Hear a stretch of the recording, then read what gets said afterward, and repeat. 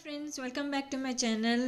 ఇవాళ నేను సీమ వంకాయలతో మసాలా కర్రీ ఎలా చేయాలో చేసి చూపిస్తాను. చౌ అని కూడా అంటారు వాటిని. సీమ వంకాయలు నేను 3 తీసుకొని చిన్న చిన్న ముక్కలుగా కట్ చేసుకొని నీళ్ళల్లో వేసి ఉడికించడానికి పెట్టాను. ఇంకా కడాయి తీసుకొని అందులోకి 1 టీ స్పూన్ గసగసాలు వేసి వేయిస్తున్నాను. లైట్ బ్రౌన్లోకి వచ్చేటట్టు చూడండి, మాడకుండా చూడాలన్నమాట.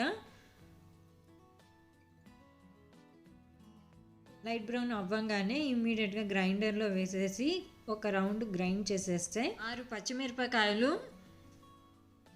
తురుముకున్న ఫ్రెష్ కొబ్బరి నుంచి 3 టీ స్పూన్స్ వేసుకొని గ్రైండ్ చేస్తే అదే మసాలా పౌడర్ అవుతుంది కూరకి. ఇంకా మళ్ళీ కడాయి తీసుకొని కొంచెం నూనె వేసేసి మినప్పప్పు, ఆవాలు, జీలకర్ర వేసేయాలి పోపులోకి. ఇందాక ఉడికించి పెట్టుకున్న సీమ వంకాయ ముక్కల్ని కూడా వేసేస్తున్నాను. అందులోకి ఇప్పుడు సాల్ట్, ఇందాక గ్రైండ్ చేసి పెట్టాను కదా మసాలా పౌడర్, అది కూడా వేసేసి బాగా కలిపేస్తున్నాను. అంతే, సీమ వంకాయ మసాలా కర్రీ రెడీ అయిపోయినట్టే. లాస్ట్కి కరివేపాకు వేసేస్తే సరిపోయింది. నా వీడియో నచ్చితే లైక్, షేర్ అండ్ సబ్స్క్రైబ్. మళ్ళీ వేరే వీడియోతో కలుస్తాను. అప్పటి వరకు బాయ్.